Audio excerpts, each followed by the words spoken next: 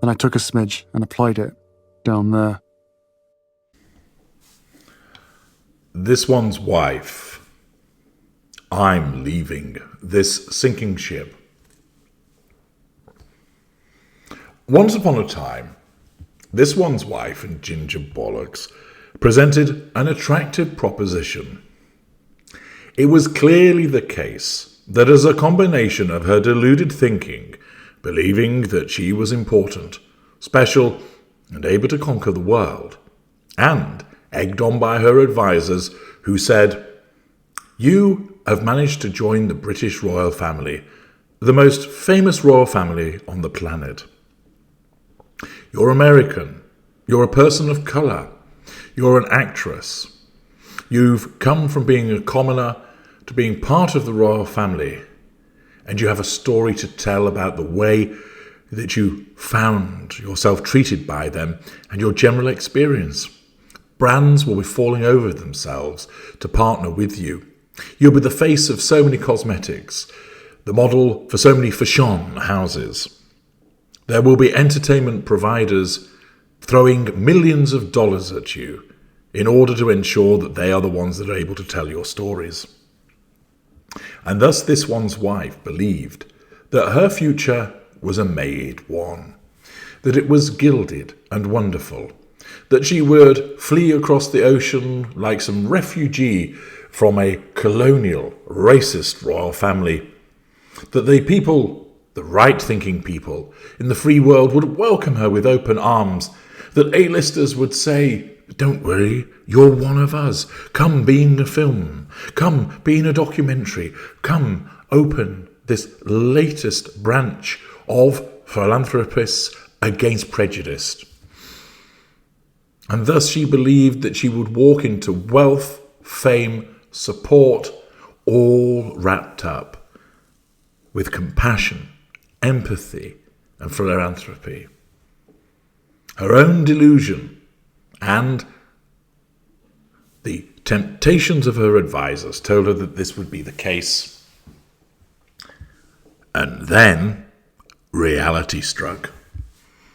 After getting off to a good start of ensuring that Netflix pumped tens of millions of dollars their way, Spotify threw millions towards them, that the American public were generally accepting of them, and they were able to air their grievances, their perpetual victimhood, not yet grating on the nerves of every single person that came across it, they got off to a flying start. But it just shows what a pair of shitheads these individuals are, that within a very short space of time, they really fucked it up. Dimwit and his handler started to annoy most right-thinking people. People could see that the stories didn't add up, that their behaviour was despicable, that their conduct was reprehensible, that the bleating about being victims and didn't make sense or was repetitive and became old very quickly. It was also apparent that he, of course, had not really done a day's work in his life, and freed from the royal family, he would struggle to cope on his own. With her, it was increasingly apparent that this was a talentless narcissist, and despite their attempts to build an empire by creating Archwell Audio, Archwell Productions, of trying to curry favour with genuinely talented and special individuals, they couldn't. A combination of lacking the ability and becoming increasingly toxic to those around them resulted in this one's wife and Harry buggering it up. And with that, there then comes the recognition from people who've got some nous, who've got some savvy, who can see which way the wind blows to think, I'm not going to bother with them. They're going to taint my carefully built reputation. Whoa, there's no way my product's going to be seen to be near them. I don't want it to tank.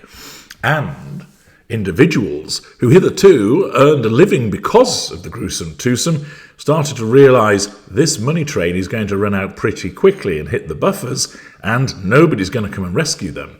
I need to go because this is a sinking ship. And this has been demonstrated, as reported by GB News by Dorothy Reddin, who reports, "This one's wife and Prince Harry have suffered a new blow as the manager of their production company has quit." The Duke and Duchess of Sussex founded Archwell Productions in October 2020 as part of their Archwell Foundation. Programming released through Archwell Productions includes Heart of Invictus, focusing on the Invictus Games, which Prince Harry created in 2014. However, Archwell Productions manager Bennett Levine left the company earlier this month. Levine was previously promoted to be manager of Archwell in 2022. He was originally taken on as a coordinator for the business in 2021. His appointment was hailed at that time by the Sussexes biographer and cheerleader-in-chief, the improbably named plastic-faced lickspittle Omid Scobie, as a sign that Archwell was a hive of activity that continues to grow. The former manager confirmed his departure on social media, sharing that he's moving to a new job at an American film financing and distribution company. He wrote, "I'm happy to share that I'm starting a new position at Cinetic Media. In other words, thank fuck I've got off that sinking ship before it drags me down." A source told the Mail, "It's a blow to the company. There's no doubt about that." Production managers tend to take care of the business, financial and recruitment side of film and television productions. Levine's exit comes amid rumours that Netflix may not renew its deal with Archwell. The US streaming giant paid the Sussexes a reported £80 million in 2020 as part of a deal that ends in 2025. Reports that the couple may end their Netflix deal were fueled by their recent trip to Jamaica for the film premiere of Bob Marley, One Love. Spotify previously cancelled its £18 million deal with the couple last summer. This one's wife only produced one podcast with the streaming giant named Archetypes, which featured celebrities like Mariah Carey and Serena Williams. The Duchess of Sussex previously hinted that the year 2024 would feature big projects from herself and her husband. Future faking. This one's wife, 42, was interviewed on the red carpet at a show business event in Los Angeles last November, where she declared that she and Prince Harry had so many exciting things on the slate to announce. She added, "Things that make people feel, I was going to say good, but it's more than that. Things that make people feel something, right?"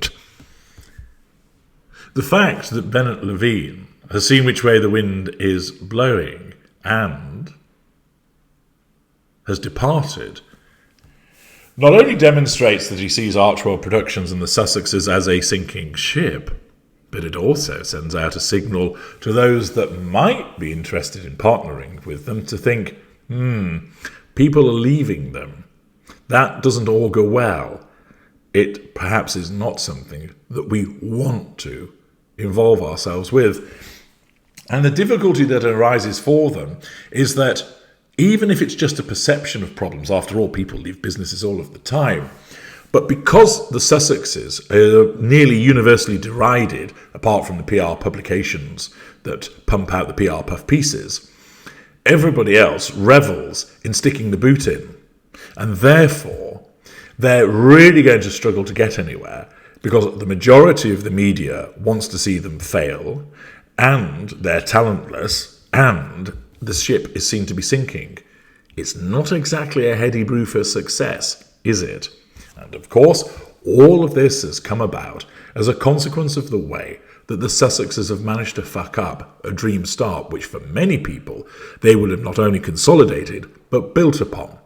But this one's wife's rampant sense of entitlement, talent-free existence, and inability to change the bleating record about victimhood has left them with a sinking ship. I'm H.G. Tudor. Thank you for listening.